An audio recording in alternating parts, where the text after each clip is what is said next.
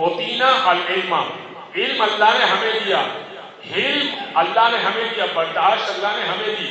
جتنی برداشت اہل بیت کے اندر ہے، سید سجاد کا واقعہ ہے نا بہت مشہور، حسین بن نمیر کون تھا؟ علی اکبر کا قاتل، جناب علی اکبر کا قاتل تھا حسین بن نمیر، یاد رکھیں بچے بھی اس نام کو۔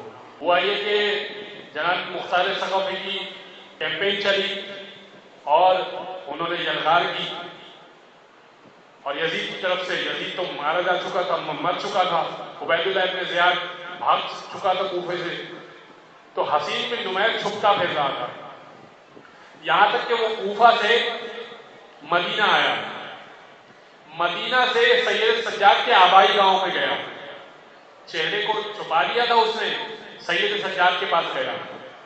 اچھا جتنے بھی ایسے لوگ تھے نا وہ سب سید سجاد کے پاس آئے تھے جو مختار ثقفی سے ڈر رہے تھے۔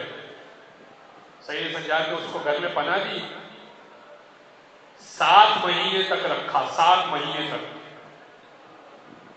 اس کے بعد جب وہ جانے لگا نا، اسے لگا کہ اب امن ہو چکا ہے تو وہ جانے لگا۔ سید سجاد نے کہا کہ راستے کے لیے کچھ غلہ دے دوں، کچھ اناج دے دوں۔ اناج کی ایک بوری اس کو دی، سواری اس کو مہیا کی۔ آنکھوں میں اس کی آنسو آ گئے، کہنے لگا لگتا ہے پہچانا نہیں آپ نے مجھے۔